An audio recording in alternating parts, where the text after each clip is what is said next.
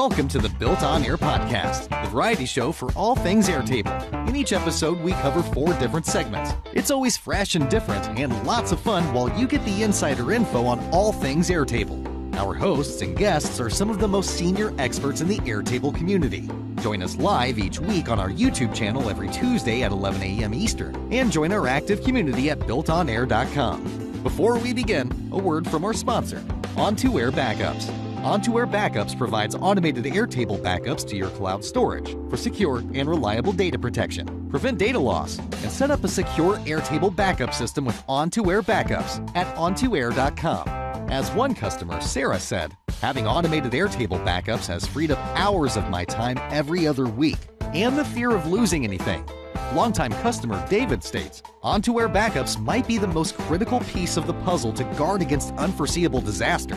It's easy to set up, and it just works. Join Sarah, David, and hundreds more Airtable users like you to protect your Airtable data with On2Air Backups. Sign up today with promo code BuiltOnAir for a 10% discount.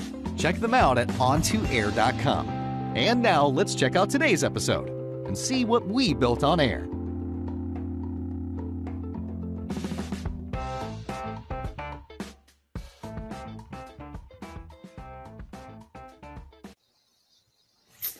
Welcome back. We are in episode 2 of season 16 of the Built on Air podcast. Good to be back with everybody.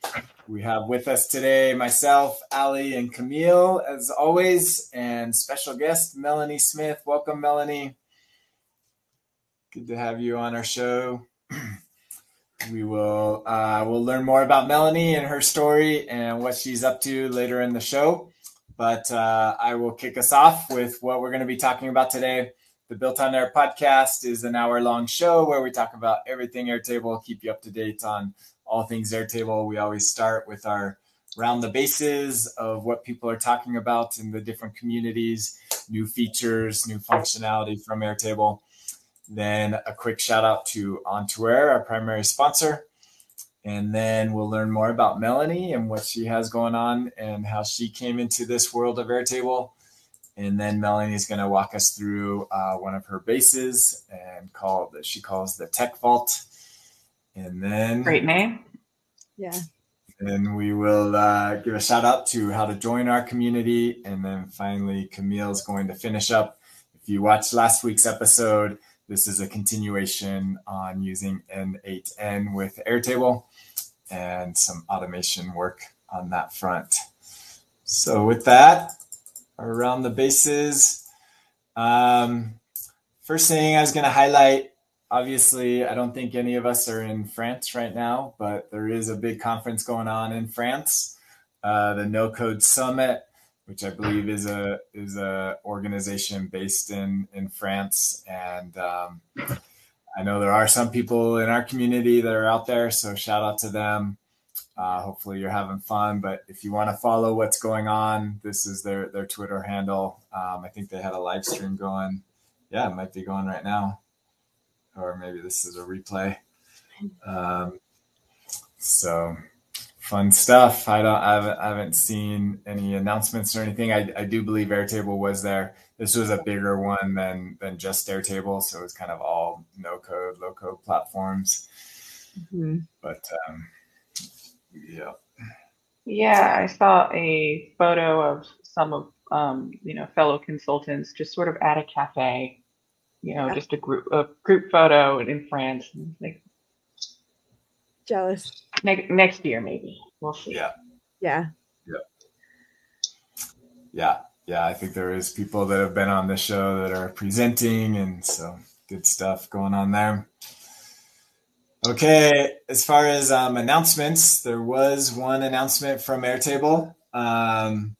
New formatting options. Who's had a chance to play with this and can walk us through the updates? I am slightly confused about them because I couldn't see them in a currency field, but in this screenshot, it has the $sign for, the second number. So I don't know if it just isn't fully rolled out yet, but I tried it yesterday and wasn't able to get it to do it for currency fields. I did it. I was able to do it with a formula that's formatted as a currency. So I don't know if I couldn't do that either. So yes, it's there for number. Just to explain what it is, it's you could already have had decimal places, but now you could control the formatting, as in, is the comma your thousand separator or is it your decimal? And then I like that there's an option for local, so it presumably will read your browser settings and will adapt if you're in America, where we use a comma for the thousand separator, or period if you're, I think Europe uses periods. Yeah. You can also abbreviate large numbers. One of my colleagues here has been asking for this specifically for currency fields, which is why I was surprised I couldn't see it. I'm sure it's probably there today. But yes, you can shorten things up to, if you're dealing with millions as a number, you can just put the M symbol, which makes numbers much smaller and easier to understand. Absolutely. Yeah, I'm not seeing the currency placeholder. Well, it would be in a currency field still. Can you change the type to currency? Gotcha. Which at this point, do we need a separate field type? No. Right. Yeah. Okay, so you have the options. I didn't have the options. I assume it will show up in my account today. I was trying on an enterprise account, which is why I was surprised. Yeah. Scott Rowe says most countries are opposite of what America does in terms of comma versus period. This is true. I know a lot of especially European users were asking for this for years now. So this is really exciting stuff, I'm sure, for them. Yes. If there were ever a week to release it, it's when you have a no-code conference in France. Absolutely. I'm still waiting for the ability to format currency values with a formula, so you can get a currency string. That would be the biggest thing for me. I would kill for that. I would agree. I think there's some, this is all code underneath.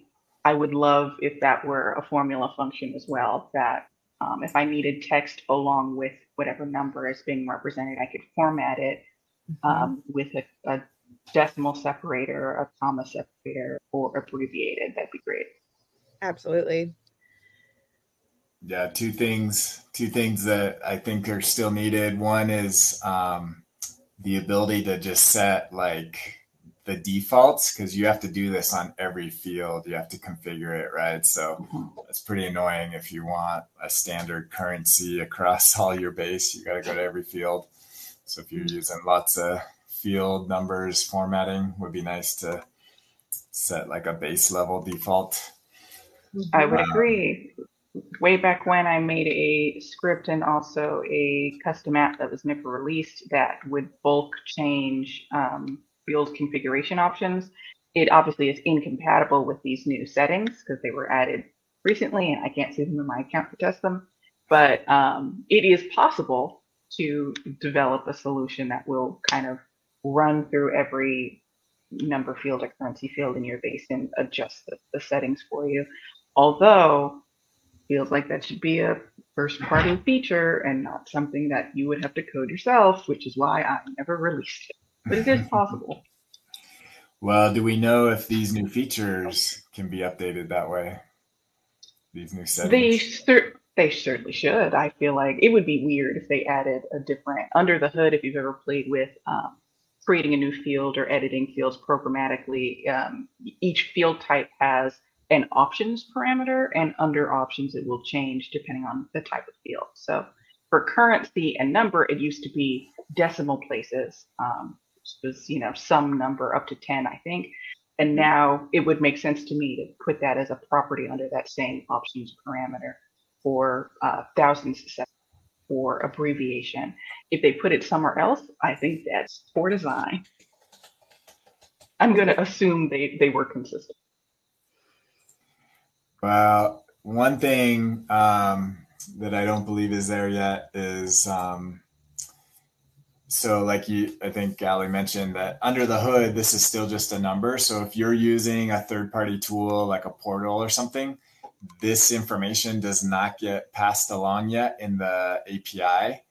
And so you can't, the formatting does not carry forward in other tools, which is unfortunate. So those tools, you would have to configure them again to format it the way you want if they support it.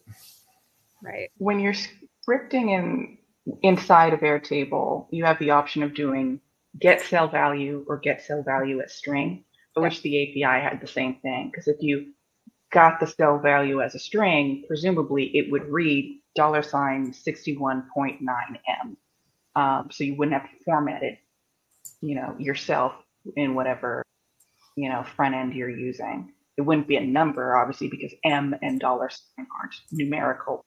It would save you time. Yeah. Well, this is a huge, monumental. I think this is probably one of the top requested features for 10 years. Yeah. It's finally there to some extent. Awesome. So that is good. Here's some discussion.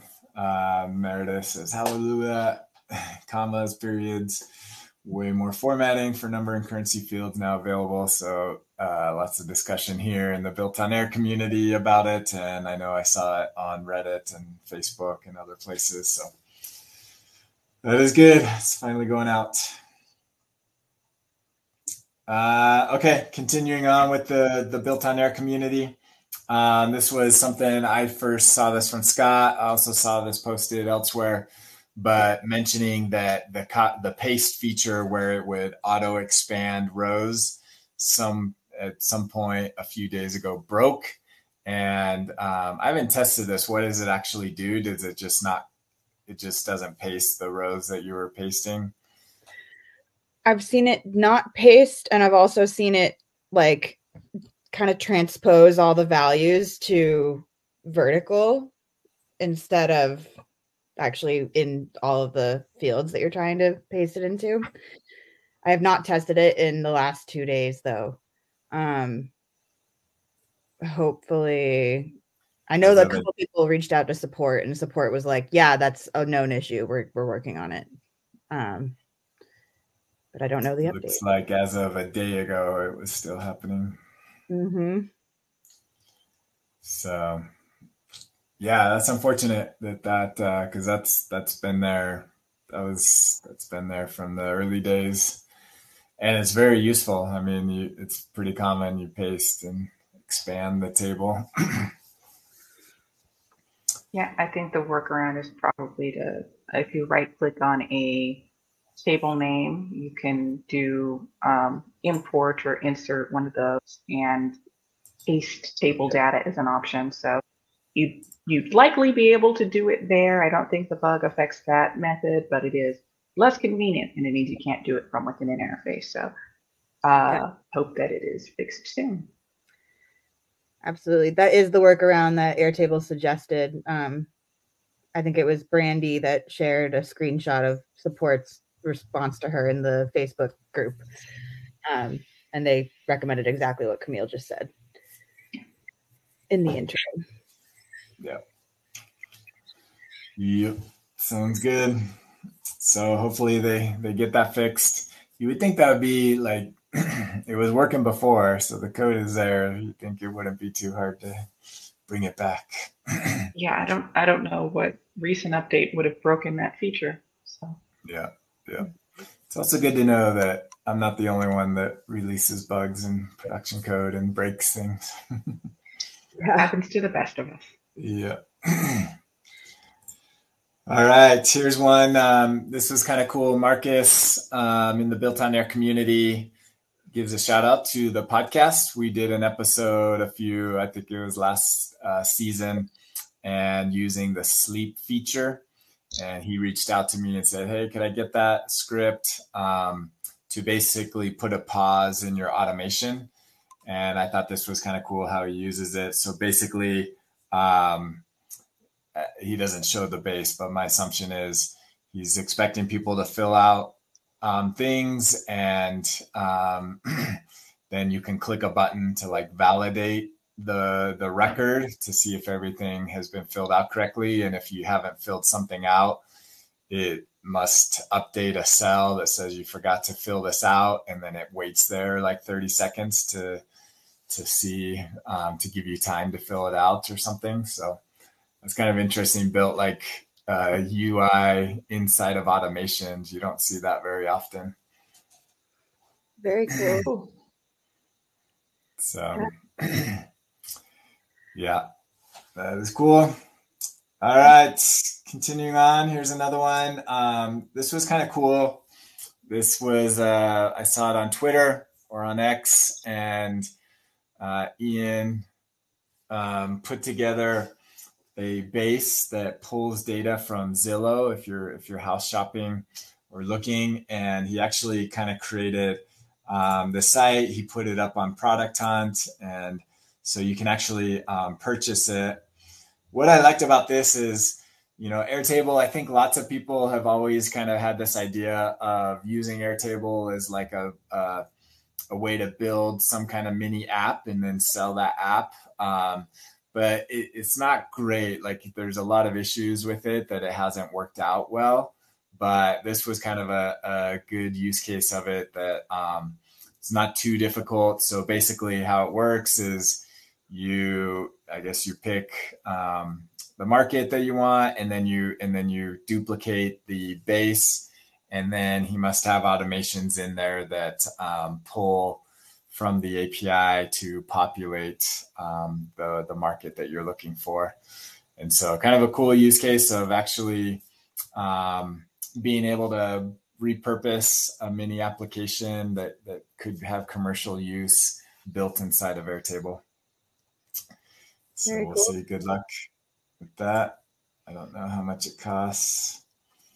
Let's see how much it costs. $40. So, monthly. Per month, yeah. $40 a month. Okay, good luck with that. But yeah, so it is possible to build some kind of business application directly in Airtable. Absolutely. All right. Yeah, any comments? No, exciting stuff. I like it. Yep. Yeah. Hopefully, I would love for Airtable to make it actually possible to do this more and truly use it as a platform to build and sell commercialized apps, but not quite there yet. Yeah, I think the biggest it would probably be like you can't push new updates to the people that have duplicated your template. So it's like whatever time you duplicate that template, it's frozen. You don't get the new features. Yeah. So yeah.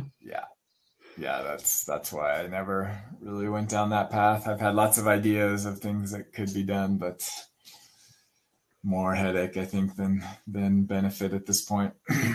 Yeah. Okay, so moving on to table forums, a great website for communication or discussion of Airtable related stuff. Scott did just a shout out to Scott, who I think is on listening. He did a webinar with using Airtable and NoLoco, and he also demoed how to use NoLoco on our show on the last season, and so went into more detail. This was sponsored with NoLoco, and gives great insight into that. So if you're looking for a portal, I feel like I'm seeing NoLoco more and more. Maybe it's just from Scott, but I've seen it from other people promoting it more. So this is starting to get a lot more traction as being a viable solution at the portal side. Excellent. And then lastly, also from the table forums, only in, amongst real Airtable enthusiasts will you get such a heated discussion of check boxes versus drop downs versus text fields. But it's a great question. Airbender Marcus asks, when do you use checkboxes? When should you use a single select field or a text field to kind of automate triggers and whatnot? So good discussion. Scott talks about not using text fields because of the issue of typing, and that will trigger the automation multiple times. So a drop down is beneficial to just trigger it on select. And then Kavan goes into more detail on kind of all the pros and cons of each and when you might use one versus the other. I tell people whenever I'm doing consulting or I'm setting something up, I really try hard to steer people away from checkbox fields. They're so easy to accidentally check and uncheck without even noticing you did it. The single select field requires 2 clicks, so it's much more intentional if you want to change that value. And that's generally what I'll do is I'll have a single select field. One of the options has like a little lightning bolt emoji that's like start automation or whatever. I'll name it appropriately. And so if you set it to that, it's much more intentional. It actually triggers the automation. And then that same automation can change the value to say automation run or whatever. I find it so much more safe, I guess, for lack of a better word. Yeah. Yeah. I'm similar in my methodology. I do have several instances now where I'll build a base and interface for the intended team, but they don't have access to the base. So in those instances, I might have a automation run off a checkbox because it's triggered by a button click in an interface. And it basically means you can only click it once, which sometimes is intentional, like apply this template. I only want you to do that once. You shouldn't be reapplying a template 4 times to the same record. But in the instance where you may not want or need that, or if you want to have, to report to the end user if an automation failed, what the error was, sometimes I'll use a single select field and have extra options for error, record not found, or error, runtime error, or something like that. So you could communicate, not only did it fail, why, rather than them having to dig through their emails and trying to find those kind of alerts. Absolutely.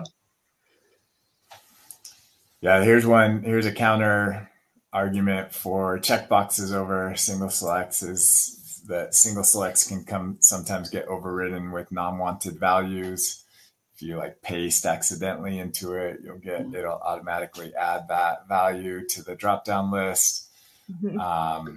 Or you can create it. A lot of times I'll misspell something and then hit enter and it creates the misspelled version and adds that to the drop down. So there are some caveats to drop downs, but also similar with checkboxes, you can't set a default value, but you can with single select. So that's a plus for single select.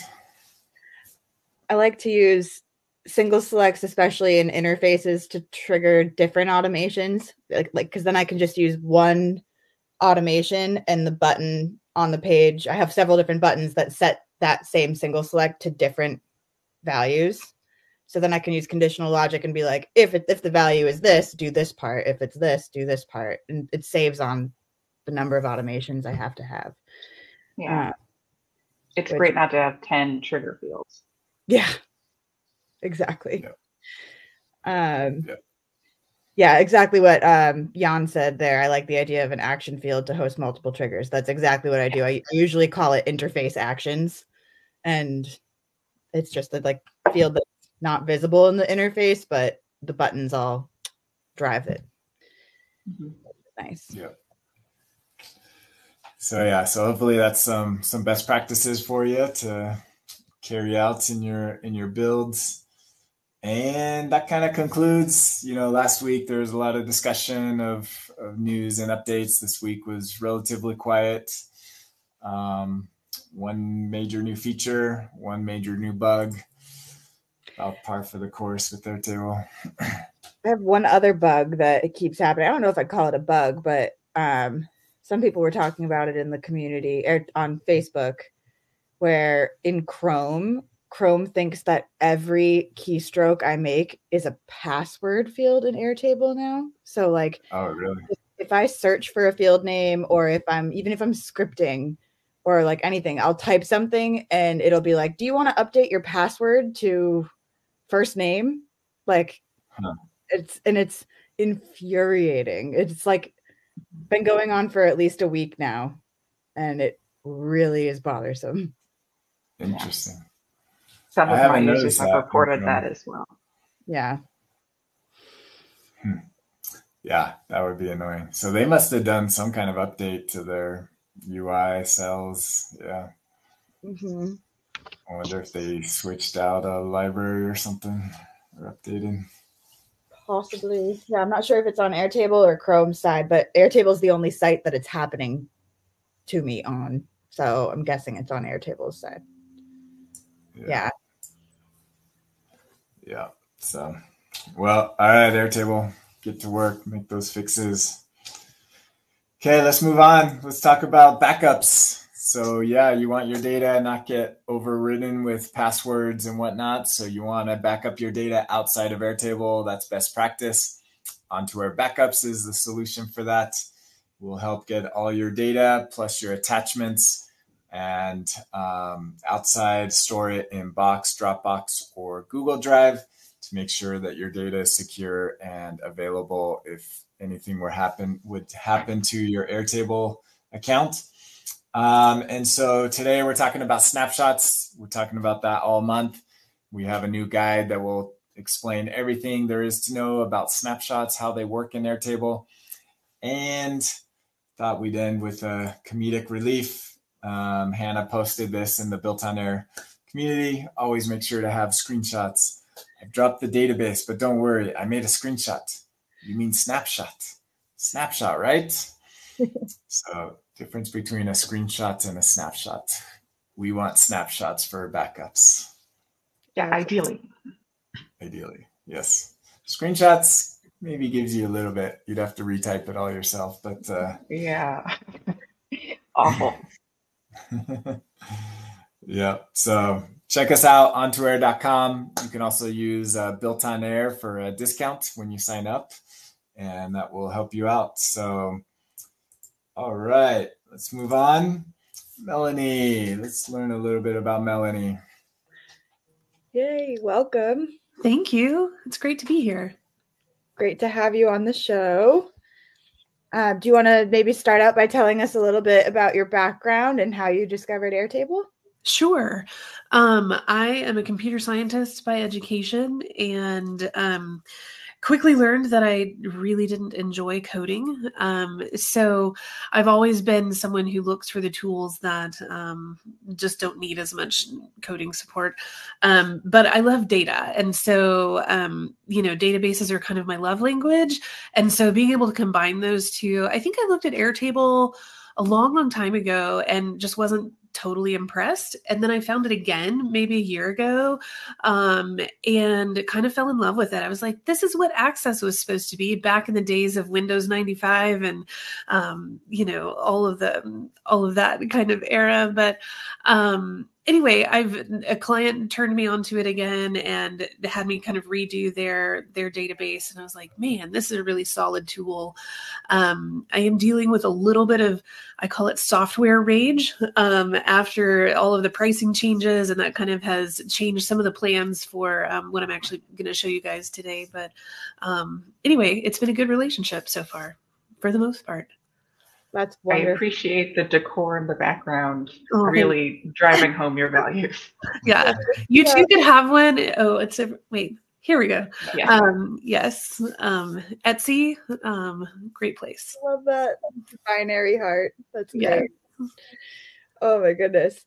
That's awesome. So were you doing consulting work before you discovered Airtable? And now yeah. So I started Blue Tree Data in 2017 and with the hopes of doing analytics for whoever would pay me dollars.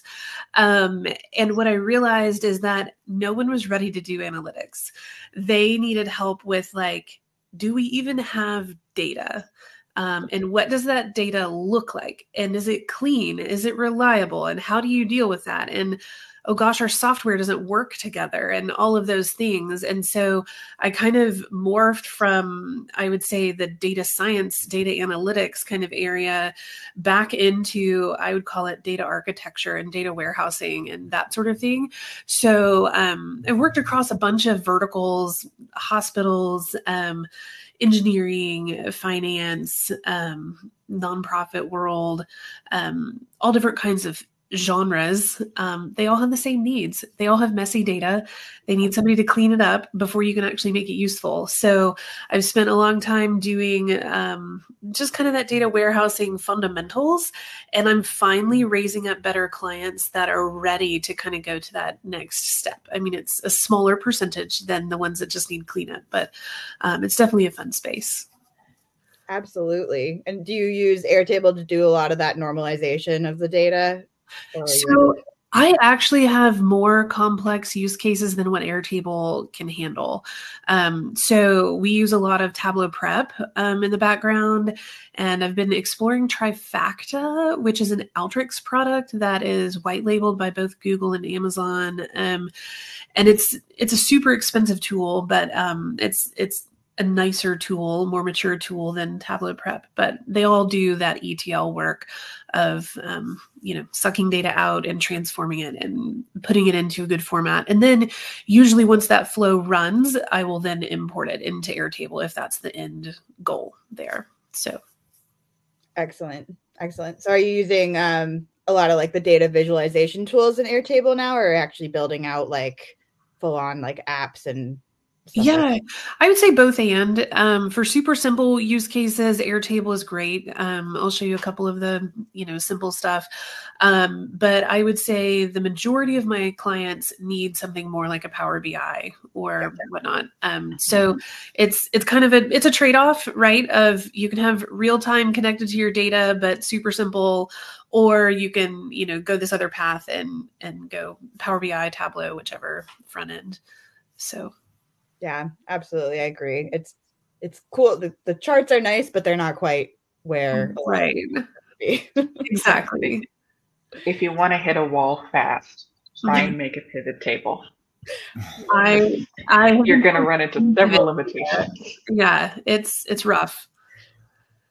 Absolutely. Well, I'm excited to see what you've got to show. If you want to share your screen and give us the tool. Absolutely. Do a segment real quick. Sorry, my bad. Just a second. All right. So you're going to show us your tech vault if you want to get your screen ready. Let me, I'm going to try to pull this out so I can see you guys at the same time. So hopefully that doesn't mess up my sharing. Yeah, you're good. Perfect. All right. So I'm just going to start on the interface side because I think that is the majority of where we use this tool. But so kind of the use case for it was because we do a lot of data cleanup, we are trying to just figure out how to document what everybody has. I get lost a lot in, you have 40 clients and which version of QuickBooks are you on? And, what tool are you sucking data out of? And where is it all headed and all of that?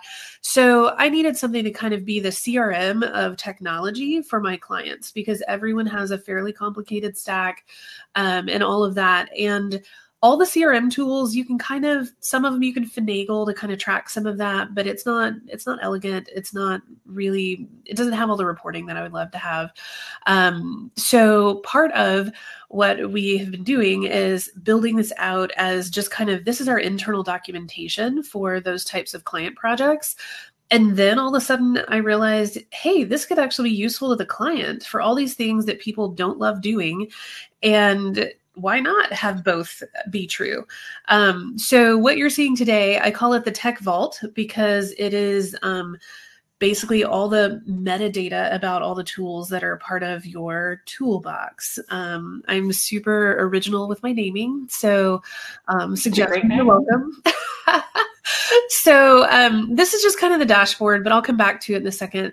This is the core of the data, is just the toolbox of here's all the technology that is, in use. It is, it's got a lot of just metadata about it. And what I really love is that I've gotten all the formulas down here of here's your cost per user, here's your, base cost that's maybe annual, and then you have a monthly user cost or whatever. So it gets to where you can get a comfortable annual cost in there. I can add users to the paid list or the free list, because most tools have, some kind of combination there. Renewals are in here. The renewal frequency is in here. I always forget about those renewals that are every 3 years or something like that. And I forget to put it in the budget. And then I feel very sad when that comes around. And so this is just kind of, my brain needs it. But what's really cool is that I have linked this to what I just call base tables. And so if you think of just CRM tables this is the where we've got all the logos loaded, and most of the websites, we're still filling in the privacy and security policies, compliance capabilities, because we deal with a lot of clients with sensitive kind of data. So just being able to know if a tool is capable of a certain compliance standard, and then having the what type of licenses, and what kind of nonprofit discounts. If you don't live in the nonprofit world, generally software tools are very generous with different types of discounts. And so some of them publish it on the website. Some of it you have to go through TechSoup or another kind of third-party verification, and all of that. So this is where we have internally kind of created this base. And what that means is that our clients don't have to enter all that data. So when I link the tool here to the tool in the base, it sucks in the logo, it sucks in, all of those links. That way, I don't know, it's just easier. We also have a ticketing thing in the background that is kind of cool. So I'm not in love with my buttons yet, but I was trying to preserve real estate on the screen. But if I go in here, and of course it's not working. Oh, because it's already there. So it basically links to a record request form, and there's a new or a correction option, and it's pre-filled with all the URL parameters that are out there. And then it just asks what needs fixing. And when you send that in, it actually creates kind of just a little ticket in here of here's that request. And then kind of some just add it to the library if it's brand new, or edit the record, just kind of some shortcuts for my office manager to go in and update those records. It has a callback URL we've been trying to automate. So like when this gets done, can it just automatically update the other one? And we're getting close. We haven't won on that front yet, but it's, I don't know, I get excited about that kind of thing. So the other button is the new thing. It's the same form, it's just different request type. Again, it's pre-filled with the name at least, and then they can provide some extra information if they have it. And that goes through the same ticketing interface. So anyway, that kind of makes it pretty easy for managing they don't have to go look up where the security and privacy policies are. So that's kind of the back end, I would say, on just the data that gets entered. The renewals is something that I have been loving. And being able to go here, and I've got the links to the billing site, and I've got it where it's sending an email to ClickUp, and some Slack messages here and there of just reminders. Because I don't know if you guys are like me, but it is a constantly evolving ecosystem of trying new tools and swapping things out. So being able to get those reminders in time to actually shut down the account or whatever, instead of after it charges and then you go through the refund and, all of that kind of stuff. So this is one of my favorite pieces. Something that's interesting with nonprofit world is the concept of programs. And so being able to budget according to programs. So in small business world, that would be like product line or entity or something like that. But basically each of the tools can be linked to whichever program that the organization has. So that way it comes up with a cost per program. Still working on how, if it belongs to more than one, how to split that out so that it's an actual split cost, which is very similar to like how you would split fixed assets or that kind of stuff in the accounting world. So anyway, it's basic right now and it's good enough. I have an idea for how you might be able to do that. Oh yeah, please share. Yeah. If you, presumably you have an annual cost field on the tool level, right? Yeah. You would also have a link to the program associated with that tool. I would have a count that's how many programs is this tool included in, and then a formula field that divides the annual cost by that count. And then this annual cost number that we're seeing here rolls up that formula instead. So it's only, because the default is going to be 1.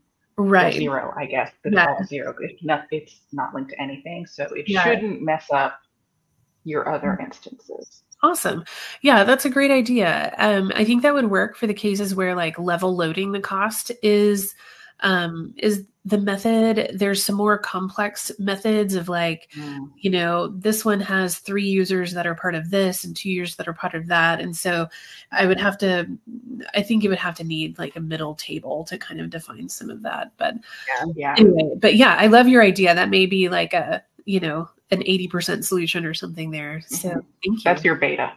Yes, absolutely. So, so that's what these programs are. Then I've got the same thing for people. So this is me. I cost my company $2,800 a year. And I cost my other company $200 a year. My office manager, I've got some vendors in there that have, some licenses that we either bill back to them or we just cover for them depending on the case there. The really fun part here, I think it's fun, is that here's your budget. So I know that I need $11,400 a year. And here's my monthly numbers. I haven't figured out how to get null months, or like months that don't need a budget to show up in the graph, but it's fine. And then I've got it rolled up by quarter just to, show that kind of view. Cause you can see that we have a really big month in May where we pay a lot of bills, but we have some really low months later on. So being able to properly save up for that and all of those things is really great.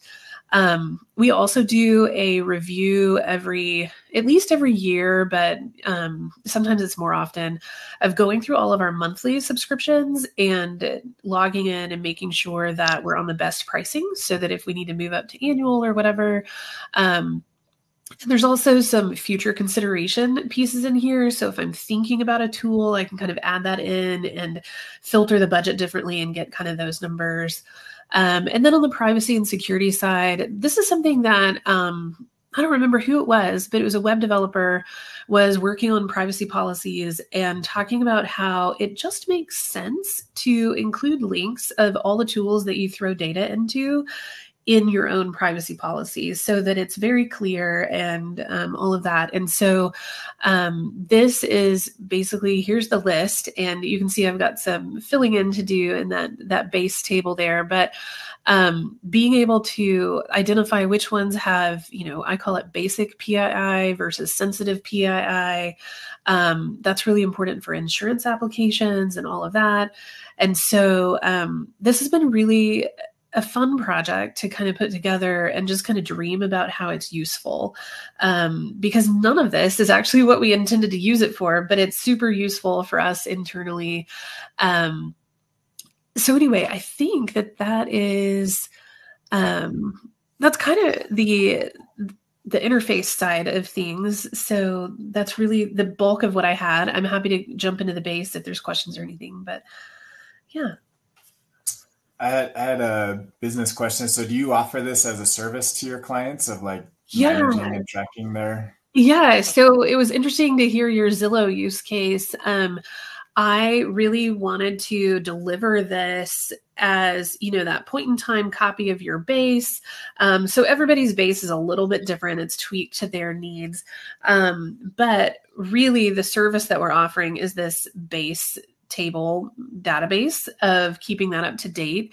And with synced tables, that makes it really easy for the data to then be pushed out to everybody.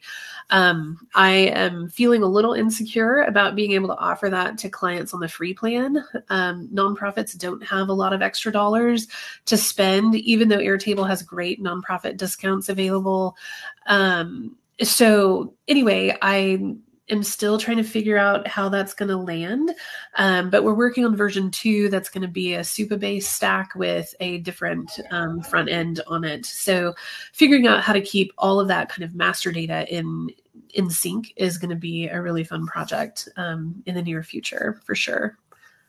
Cool. Gotcha. Yeah.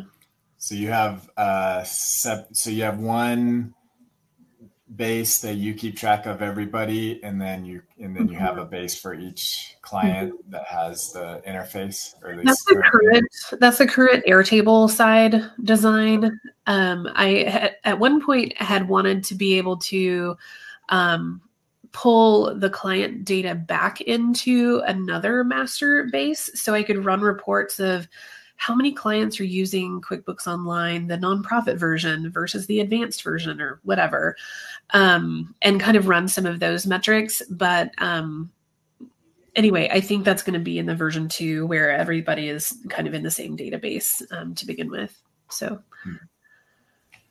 yeah. That's cool. Yeah. I mean, what's cool is like, this is a real product. Like I haven't done any research, but I think there are like paid solutions that cost a lot of money to kind of keep track of all of this, but yes, you built it all in Airtable. Yeah, they do cost a lot of money, and I already spend way too much money on software. So, yeah.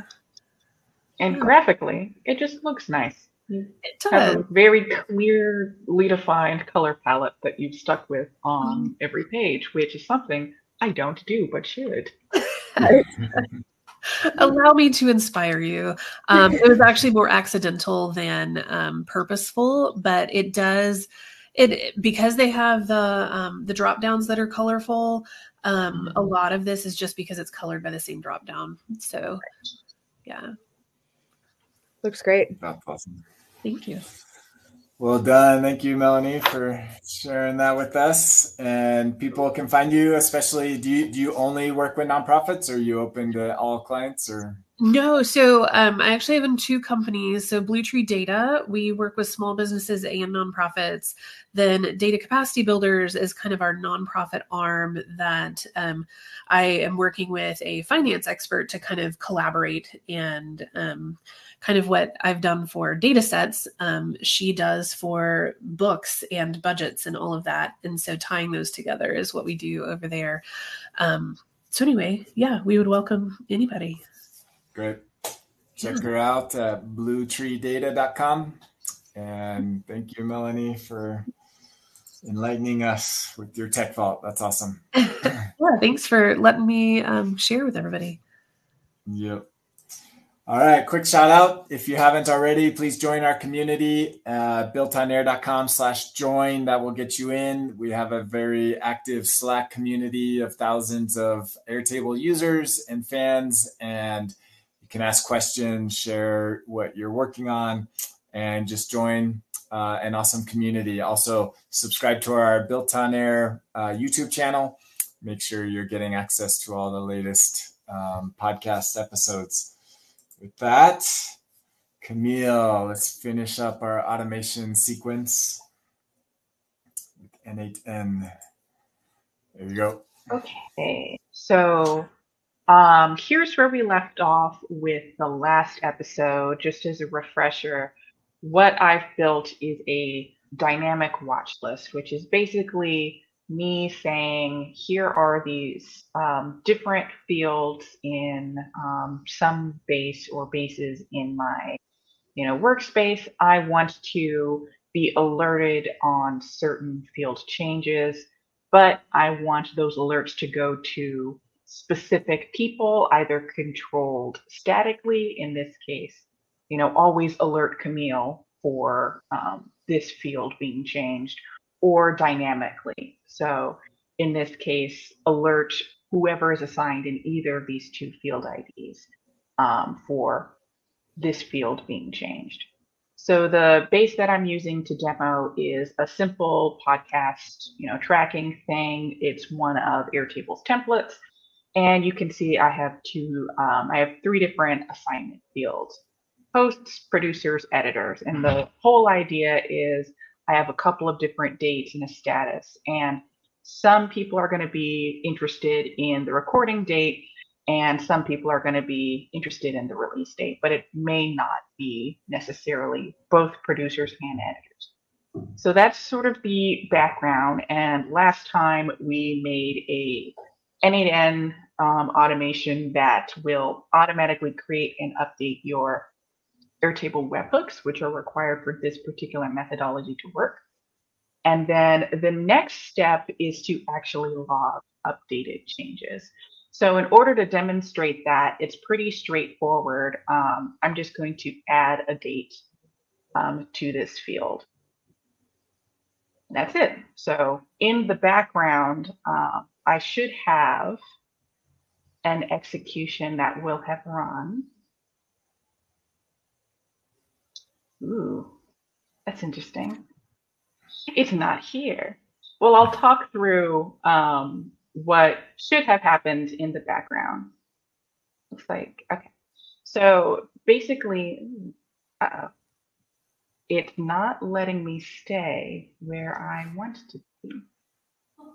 See if I can force. Technical difficulties, they're fun. Basically what's happening is I'm waiting on a webhook to be triggered. Again, those are Airtable webhooks that are fired when the specified fields are updated. Next, I want to do what happens when you trigger a webhook in Airtable. It will just give you basic information about that webhook.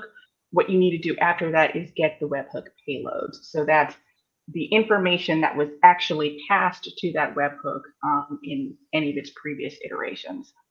The next thing I'm doing is a code block that is getting the last payload in that array of any time it's ever been run. I only care about the most recent change because that's the one that just happened.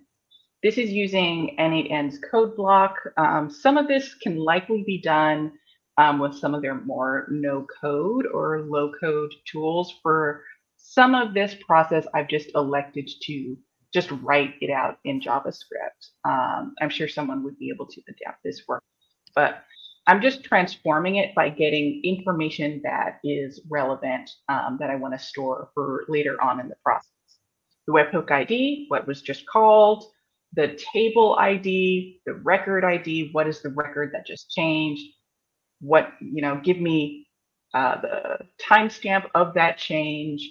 And then what's really nice about Airtable's webhooks is that it will give you the current cell values and the previous cell values. And that's what I care about, because what I want to do at the end of the day is send an email that says this value went from X to Y. And I need both of those values in order to do that. This area here, this sort of diamond formation, is splitting it up so that I have what did the values used to be and what are the values now, organized by record, and then I can compare. So using this handy pre-existing node, I'm able to take the row or record ID and compare it against those two different arrays and find only the field values that have changed between them. And then I just do some more cleaning up. That's just orienting it in a convenient JavaScript object. And then from here, I'm doing a simple get record call from Airtable. I'm doing a filter by formula. This should be familiar if you've ever used Make. It's the same process. I'm filtering down this sort of meta table that I've established, and I'm looking for anything that has that webhook ID. So I'm able to find the appropriate record that is relevant. I changed the recording date. I just know that that would be this this field here for all dates, this watch list. And the last bit of this workflow is parsing any logged changes and returning any new applicable changes. So this diamond over here is telling me what has just changed when this webhook was fired. Give me those new changes and then add it to anything that was previously logged before. I'm dumping all of these changes into a JSON field, and you can see what the sort of running history is. Basically, I went in and just deleted a bunch of dates. And those are sort of the pre-existing values that I've been recording. And then I'm combining those together and then just putting them back into Airtable. So hopefully that made sense. I now have one record in this separate base that is logging for as long as I want my reporting period to be. I've done this daily, you could do weekly or monthly. Here's are all of the changes that have happened, which record changed, which field changed, what did it used to be, and what is it now. The last step in this process would be something that you would again have on a running schedule. In this case, I believe I do it daily, but the general idea is whenever it's time to send these updates, find any watch list that has something to report. So in this case, these two have data in them. This one has no changes, so it's not going to get sent anywhere. The next thing it's doing is what I've done to store values in as compact way as possible. Long text fields have a very generous character limit, but there is a limit nonetheless. So instead of storing the table name and the field name, which could be quite long, I've stored them as the IDs, which have a consistent and short length. That's also helpful because if you change the name of, say, recording date to something else down the line and you continue to log changes, this object here is not necessarily going to be able to tell that those are the same field. So logging it as the field and record IDs makes everything consistent as it goes. So this process here is just looking at my table schema, finding those field IDs and replacing them with the field names. Because when I get an email, I don't really want to see IDs. I want to know which record is which and which field is which. So that's all this is doing. It's just replacing field and record IDs with theirs. And then from there, this is a very annoying process to figure out, but what I wanted was for every unique change, record A, field A, I want to identify who cares about that record and that field. Again, in my table, that's determined by who's assigned to it. And it's also determined by the watch list, who I've just determined cares, just generally, which field I should look at or fields. And then I want to duplicate that unique change for each person that cares about it. Then I want to split that up into if Clark Kent is subscribed to all of these different changes, I want to get all of the changes that are relevant to Clark and put them over here. And I want all of the changes that are relevant to Wally and put them over here. At the end of this sort of row, what I will have arrived at is one email per watch list per person with every record that matters to them in a single email. And then simple HTML trickery to make your email look good, and then Outlook to actually send the email. So if I run this manually, the hope is that it works. So we can watch it sort of go along. It's now finding each change that has happened. In this case, you could tell that there's a lot that has happened, which is why it's taking a long time. There's, I think, 24 rows that were changed. It's then splitting it up by relevant people. It became 46 because it's the same change duplicated across who cares about that record.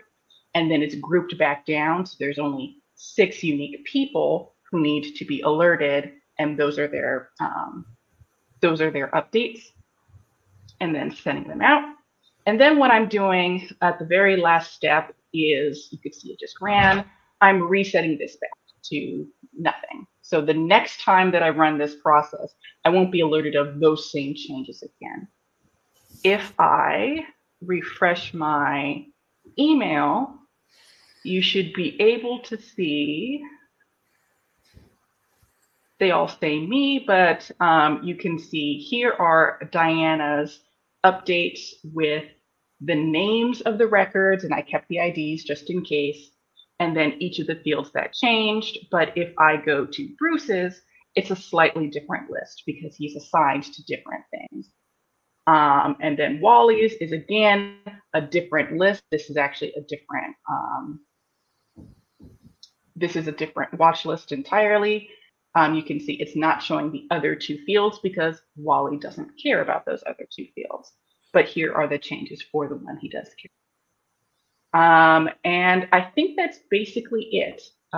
This was a long and annoying task that I've assigned myself, but so far I think I've been able to get it to work somewhat reliably. It did take 3 separate automations to do. That's cool though. That's powerful. What I was impressed with is N88. Like, just watching that, I haven't played a ton with it, but like, for being an open source solution, like, it looks pretty robust.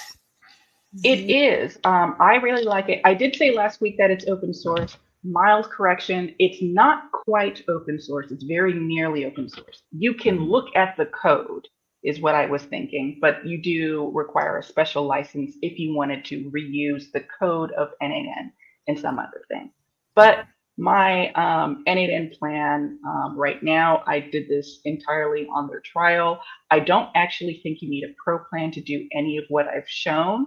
If you do, it's, I think, very fairly and reasonably priced. If you were to get it, you can self-host it or you can use their cloud solution. I'm currently using their cloud solution, and they have many pre-existing modules. You'll notice I've interspersed predefined things like the filter module, which is really nice. Give me specific items from a list. And the code module, which is just straight JavaScript or straight Python if you prefer to code in Python.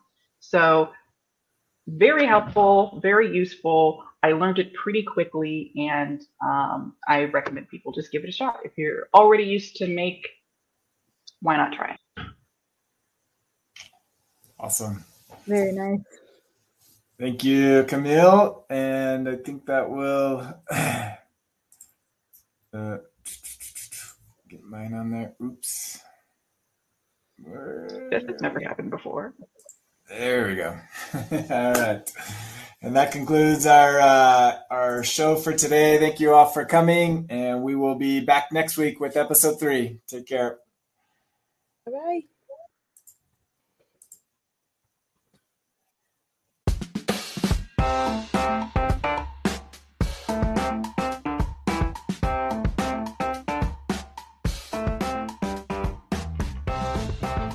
Thank you for joining today's episode. We hope you enjoyed it. Be sure to check out our sponsor, OnToAir Backups, automated backups for Airtable. We'll see you next time on the Built on Air podcast.